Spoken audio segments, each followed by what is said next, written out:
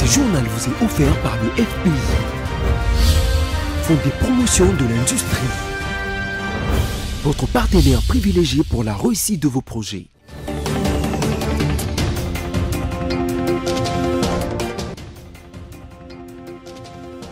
Mesdames et messieurs, bienvenue à ce journal rétrospectif de la semaine. Au sommaire.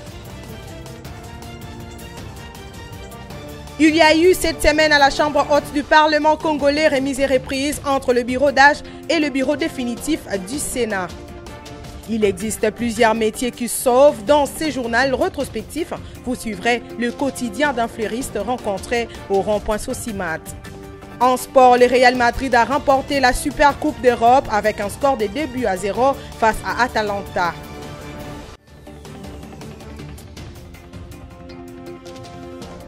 Sans surprise, Jean-Michel Sama-Lukonde du regroupement politique Agissons et Bâtissons est élu président du bureau définitif du Sénat en battant son challenger, Jonas Mukamba du regroupement politique des forces politiques et sociales alliées à l'UDPS. De son côté, candidat unique à son poste, Kalala Wakalala José du regroupement politique Alliance des Valeurs AV a été élu au poste de premier vice-président. Modeste Bahati Lukwebo de l'AFDCA élu deuxième vice-président en battant ses collègues Estache Mouhanzi du regroupement politique A-VK 2018 et les candidats indépendants Corneille Issengue Ndelo. Au poste des rapporteurs, sorti en tête au premier tour, le sénateur Justin Kalumba du regroupement politique Alliance pour l'avènement d'un Congo prospère et grand s'est retiré au profit de sa collègue Nefertiti Ngundianza du regroupement politique et Alliance des acteurs attachés au peuple, la seule femme élue parmi les hommes. Par ailleurs, le poste des rapporteurs adjoints, l'unique poste de l'opposition au bureau définitif, revient à Jean-Claude Bayende. Après avoir battu Salomon Kalonda d'Ensemble pour la République de Moïse Katumbi. Au niveau de la questeur, après les seconds tours, Kabongo Mukengeshai Topin du regroupement politique A3 a battu Moïse Ekumbo Longulu au second tour. Au poste des questeurs adjoints, l'ancien vice-ministre du plan et cadre du regroupement politique Alliance 24, Pascal Omana a été élu au détriment d'Isabelle Kabamba du regroupement politique Alliance des acteurs attachés au peuple. Notons que, avec l'installation du bureau définitif du Sénat, les institutions du pays au lendemain du 4e cycle électoral s'affichent désormais au complet. Cette installation a été précédée par l'investiture du président de la République, l'élection et l'installation du bureau définitif de l'Assemblée nationale, l'investiture du gouvernement de la République, l'élection et l'installation des gouverneurs, la mise en place de bureaux des assemblées provinciales.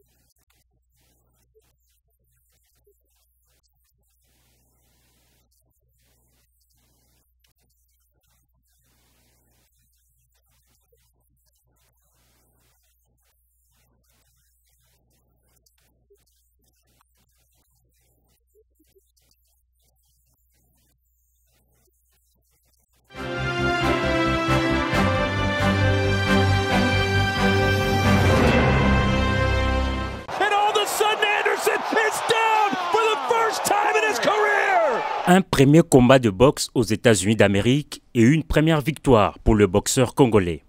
Martin Bakolé a infligé dans la nuit du samedi 3 au dimanche 4 août 2024 au BMO Stadium de Los Angeles une première défaite à l'Américain Jared Anderson qui était jusque-là invaincu. Fierté nationale, le champion congolais des retours au pays a été triomphalement accueilli à Kinshasa. Et ce lundi, à la Cité de l'Union africaine, il a été reçu par le président de la République, Félix-Antoine Tshisekedi Tshilombo, fier de ses dignes fils du pays.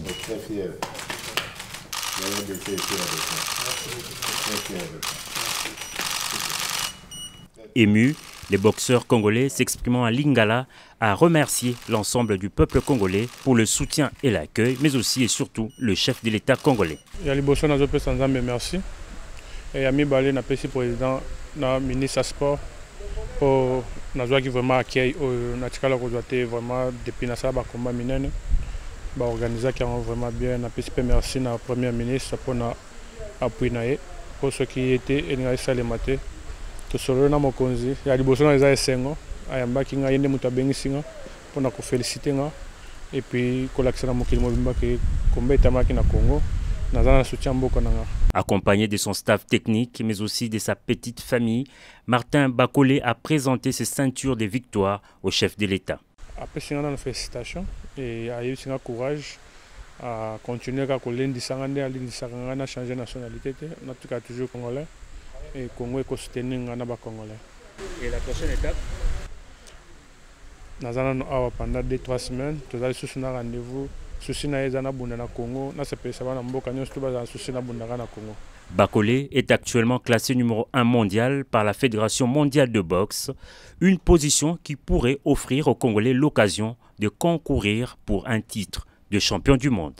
And new WBO International and NABF Heavyweight Champion, Martin Bakolé.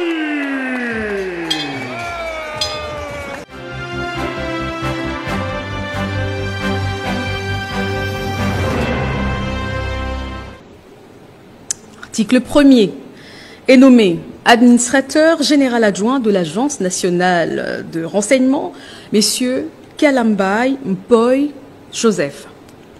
Article 2, sont nommés administrateurs principaux aux fonctions spécifiées en regard de leur nom, les personnes ci-après, messieurs Mweze Kirembe, lui, administrateur principal, chef de département service intérieur, messieurs Nyembo Tumba Augustin, administrateur principal, chef du département service extérieur, messieurs Mambabwa Zéro Philémon, administrateur principal, chef du département d'appui, messieurs Kabouya Moulumba Alex, administrateur principal, chef du département de l'intelligence économique et financière.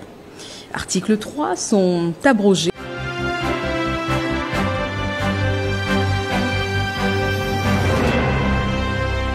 Dans le programme du gouvernement qui a été adopté par l'Assemblée nationale, eh bien, il est prévu un écosystème infrastructurel pour soutenir la production locale. Parce que ce qui nous manque, effectivement, et ce qui fait que beaucoup d'opérateurs économiques ne s'investissent pas dans la production locale, c'est des questions infrastructurelles. Vous prenez Lubumbashi, et la zone de production du Katanga ou de l'espace Katanga, normalement c'est les Hauts-Lomami. Mais il n'y a pas de route entre Lubumbashi et les Hauts-Lomami. Ça, c'est l'une des questions principales contenues dans notre programme du gouvernement. Lorsque vous voyez la route qui va jusqu'à Kalemi, cette route n'est pas faite. Or, lorsque cette route sera faite, de Hauts-Lomami à Lubumbashi, de Lubumbashi à Kalemi, on peut ne plus dépendre de la frontière de la Zambie, tout simplement parce qu'on a le port de Kalemi qui peut nous permettre d'évacuer la marchandise jusqu'à Kigoma, et de Kigoma, on est à Dar es Salaam. Troisième élément, c'est le projet de Lobito. C'est entre Lualaba et Lobito, je crois que c'est des centaines de kilomètres. D'ailleurs, c'est une question qui est en train d'être ici au gouvernement pour le financement de ces segments-là, pour permettre en fait à la RDC d'avoir des voies d'évacuation autres que l'unique voie qui nous reste, qui est d'ailleurs longue de plus de 2000 km. Lorsque vous quittez Lubumbashi jusqu'à Dar es Salaam, c'est 2000 km. Tandis que lorsque vous quittez Lubumbashi jusqu'à Kolwezi, je crois que c'est 300 km, et de Kolwezi à Lobito, c'est quoi, je n'ai pas de chiffres, mais c'est moins de 500 km. Donc nous gagnons, si nous réhabilitons les tronçons qui vont de Lubumbashi à Lobito, que de continuer à dépendre du tronçon qui va effectivement de Lubumbashi à Dar es Salaam. Donc c'est ça la vision dont vous parlez à long terme que la RDC est en train de développer.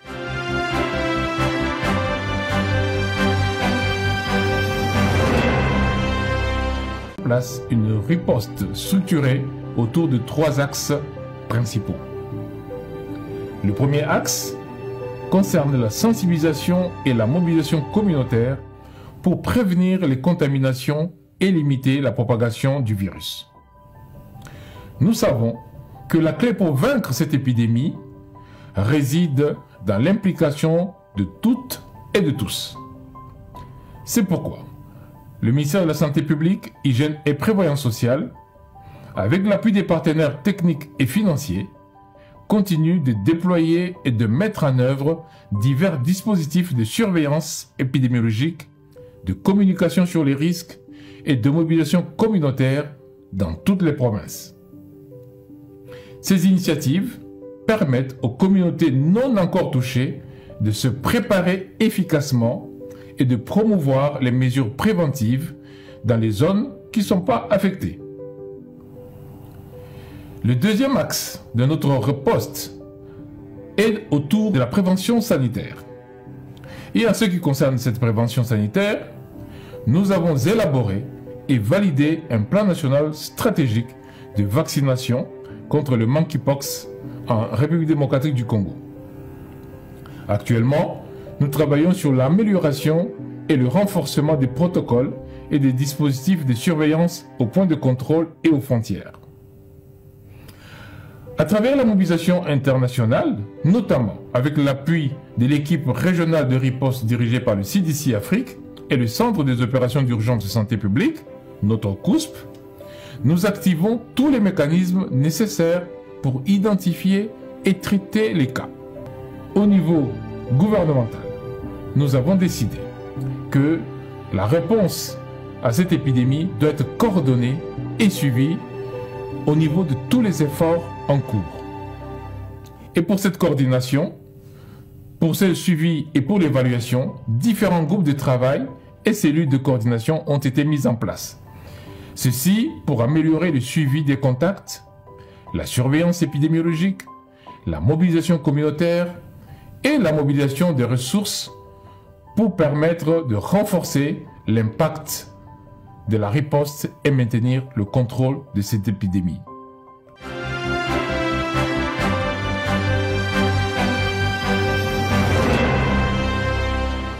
Les vrais Wazalendo sont appelés à rejoindre les forces armées de la République démocratique du Congo pour la défense de la patrie.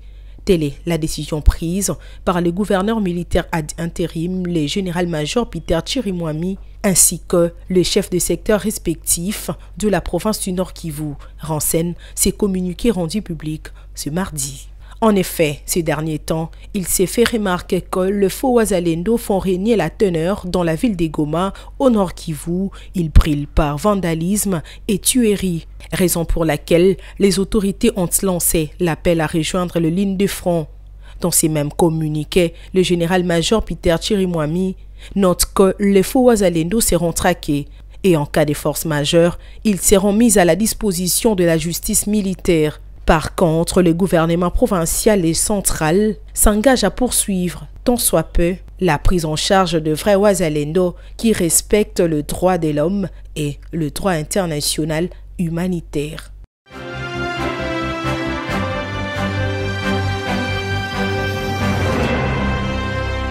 J'étais ici comme membre député national du parti, membre de la convention démocratique du parti.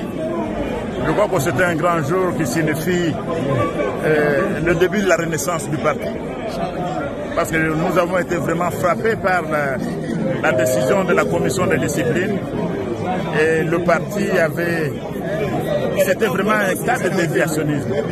Donc on a connu un individu qui a été pratiquement l'un des plus piètres dirigeants de ce parti, alors que nous devons soutenir le chef, alors que nous devons l'appuyer et nous devons conserver le pouvoir le plus longtemps possible dans l'intérêt de notre peuple.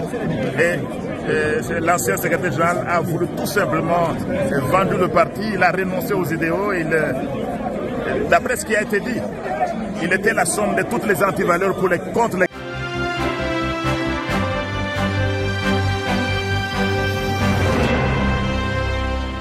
Ensemble pour la République est bel et bien sur le terrain.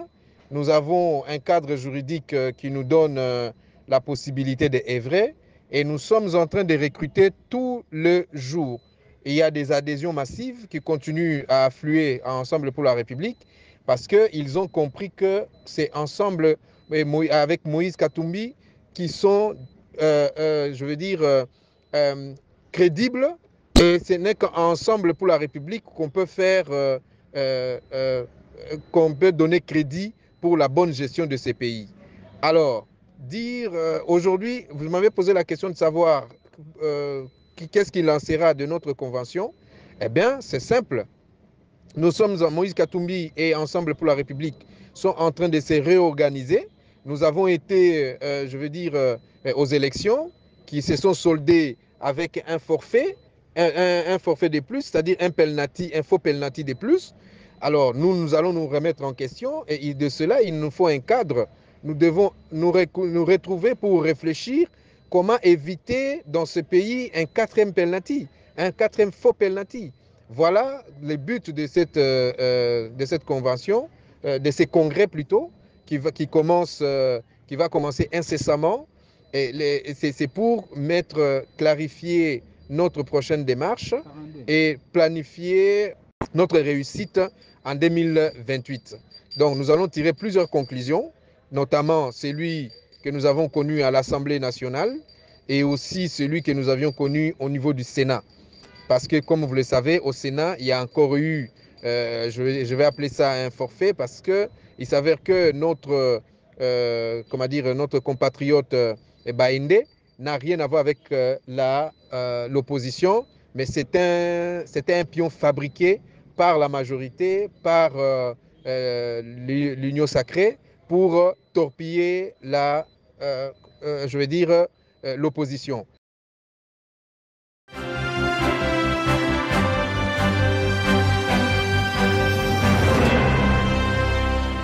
Les corbeaux seront bientôt de retour à l'école.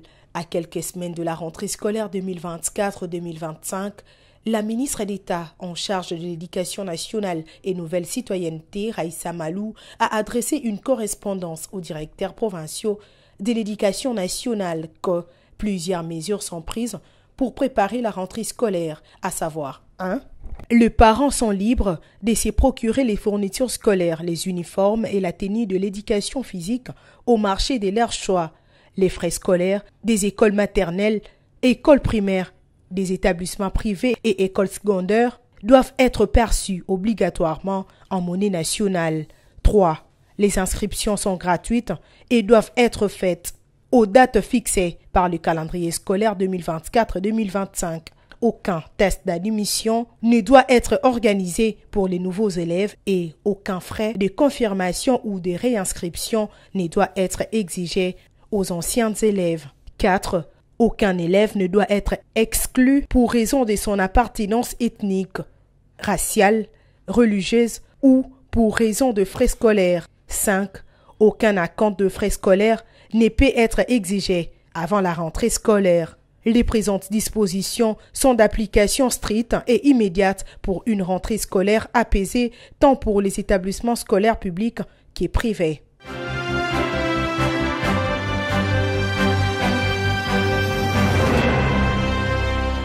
Vice-primature, ministère de la fonction publique, modernisation de l'administration et innovation des services publics.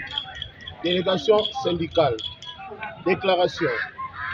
La délégation syndicale de la vice-primature de la fonction publique vient à ce jour dénoncer une exploitation illicite et surtout tendancieuse de son activité du 12 août par certains médias, dont Perfect TV. Alors que cette dernière, accompagnée des agents déposer leur mémorandum contenant des revendications légitimes et de droits acquis auprès de son Excellence Madame la Première ministre, chef du gouvernement. Il s'agissait donc, à titre de rappel, les revendications principales: le paiement du 3e palier de la prime d'engagement et d'encadrement qui souffre dans les tiroirs du directeur de la paye depuis plusieurs années, le réajustement de la prime spécifique telle qu'harmonisée entre les 3 ministères, ministère de la fonction publique, finances et budget.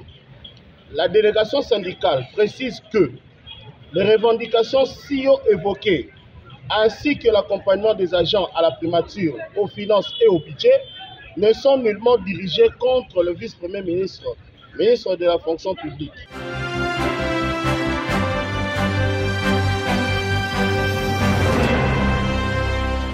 Tata Mokonzi ya Mboka, Excellence Félix Tshisekedi, a nommé Bisso ministre d'État, ministre de la Justice et garde des Sceaux ya Mboka, pour na kokita na terrain, koyoka population, peut trouver solution na ba problème na bango. Ezali pour na kotikala na ba bureau climatisé te. Tata Mokonzi ya Mboka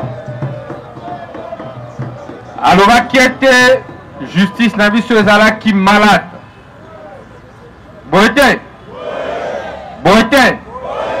na yango nde a trouvé médecin oyo akosoigner justice.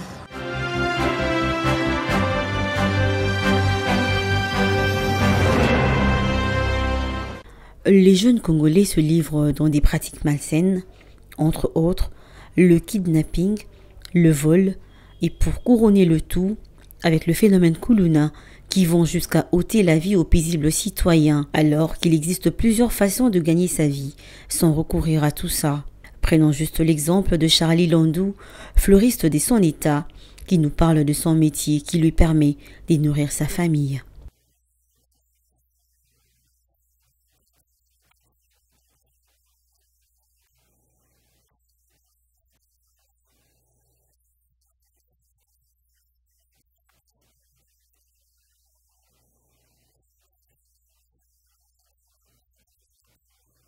Comme tout travail, le métier de fleuriste n'en est pas moins que les autres rencontre aussi des difficultés.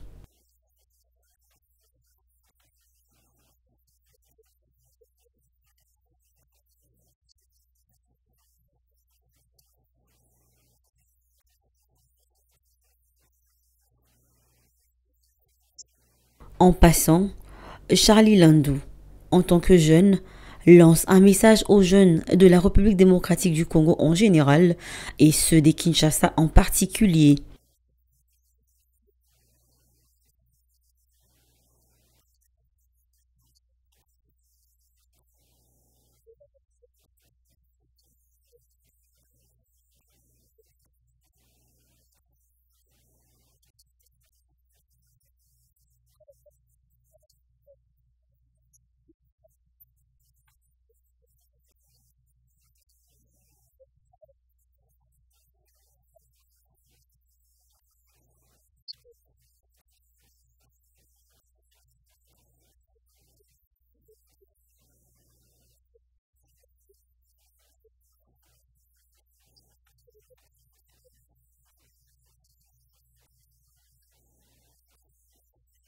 Les temps sont durs, certes, mais chacun a la possibilité de se prendre en charge, comme nous l'avait recommandé Mzee Laurent Désiré Kabila. Il n'y a pas de sots métiers, mais il n'y a que des sottes gens, dit-on. Alors, réveillons-nous.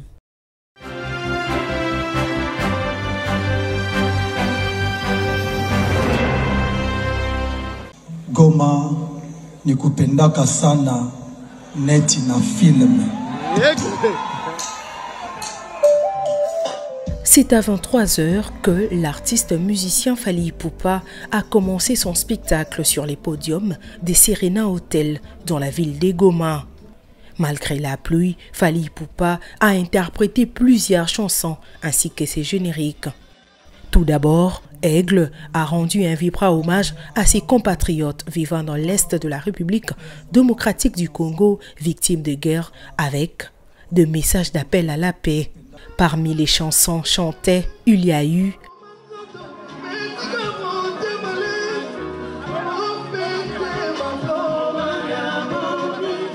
mais aussi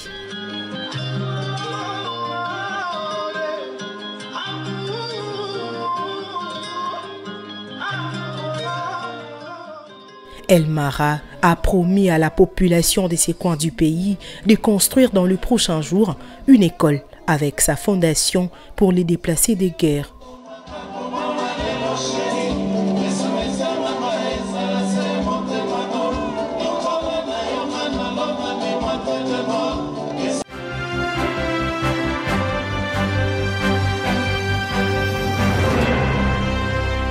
Kylian Mbappé tout sourire, qui semble avoir trouvé ses marques. 8 jours après sa reprise de l'entraînement, l'attaquant français devrait faire ses grands débuts ce soir sous le maillot du Real Madrid, même si rien n'est officiel. Nous allons très bien. Kylian aussi est arrivé en pleine forme, il s'adapte très bien. Évidemment, tous ceux qui sont ici peuvent jouer.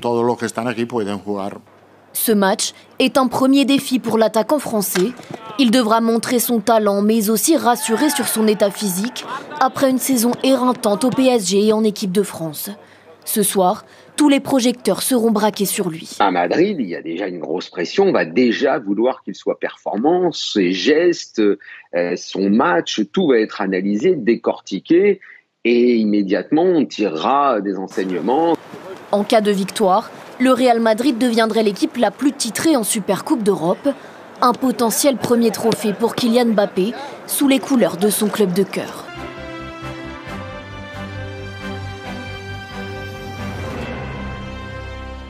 Place au rappel de principaux titres. Vous avez suivi dans ces journaux la remise et reprise qui a eu lieu entre le bureau d'âge et le bureau définitif du Sénat.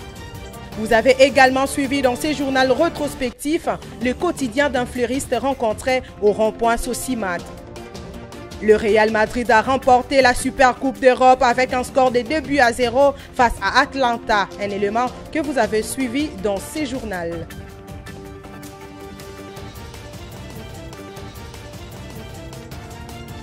Fin de ce journal, mesdames, messieurs, merci de l'avoir suivi. Quant à moi, je vous retrouve la semaine prochaine pour de nouvelles actualités. Portez-vous bien.